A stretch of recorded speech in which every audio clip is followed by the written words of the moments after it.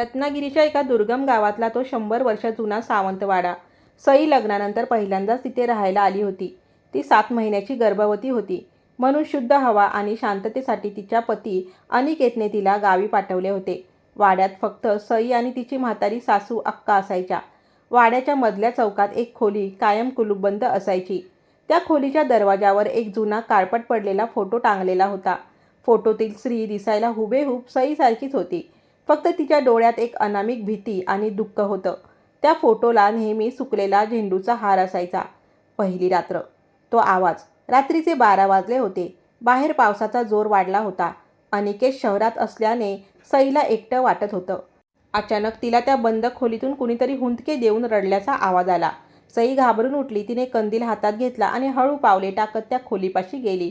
तिथे जाताच तिला खोलीच्या आतून एक अतिशय खोल आणि थरकाप उडवणारा आवाज आला. सई थांब. तिथेच. मला तुझं बाळ हवंय. सईच्या हातातला कंदील थरथरू लागला. तिने पाहिले की भिंतीवरच्या त्या फोटोतल्या बाईचा चेहरा बदलला होता. तिचे डोळे आता रक्तासारखे लाल झाले होते. अचानक त्या लाकडी फोटो फ्रेममधून एक राखाडी हाडांचा सापळा असलेला हात बाहेर आला आणि त्याने थेट सईच्या पोटाला स्पर्श केला. तो स्पर्श बर्फासारखा थंड होता. दुसरी रात्र. भयानक सत्य. दुसऱ्या दिवशी सईने अक्कांना विचारले, अक्का, त्या फोटोतली बाई कोण आहे आणि ती खोली बंद का आहे? अक्कांचा चेहरा पांढरा पडला. त्या म्हणाल्या, ती माझी थोरली जाव जानकी. बाळंतपणातच वारली ती. तिचं बाळही वाचलं नाही. तेव्हापासून तिची अतृप्त आत्मा त्या खोलीत भटकत असते.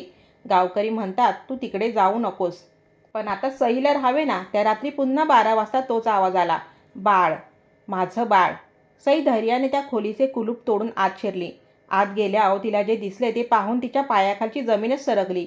खोलीत जानकीचा आत्मा नव्हता, तर तिथे अनेक पाळणे होते आणि भिंतीवर रक्ताने काहीतरी लिहिले होते. अचानक अक्का तिथे आल्या. त्यांच्या हातात एक धारदार सुरा होता. अक्का हसून म्हणाल्या, जानकी मेली नव्हती ग. तिला आम्हीच मारलं. या वाड्याचा वारसा टिकवण्यासाठी आम्हाला नरबळी द्यावा लागतो. जानकीच्या बाळाचा बळी दिला. आता तुझी पाळी आहे. मित्रांनो, आता शेवटचा थरार.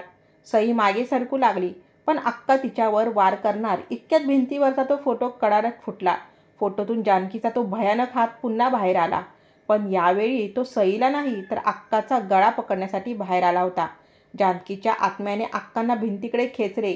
माझं बाळ हिरावलंत ना, आता तुमची वेळ आहे. असा भयानक चित्कार घुमला आणि अक्का अदृश्य झाल्या. सई शुद्ध हरपून खाली पडली. सकाळी जेव्हा तिला जाग आली तेव्हा ती वाड्याच्या बाहेर होती. समोर वाड्याला आग लागली होती.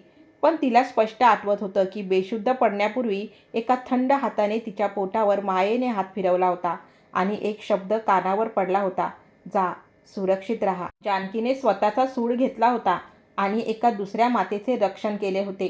तर मित्र आणि मैत्रिणींनो, तुम्हाला ही छोटीशी कथा कशी वाटली हे कमेंट करून नक्की सांगा. कथा आवडली असेल तर नक्की लाईक करा आणि चॅनलला सबस्क्राईब करायला विसरू नका. धन्यवाद.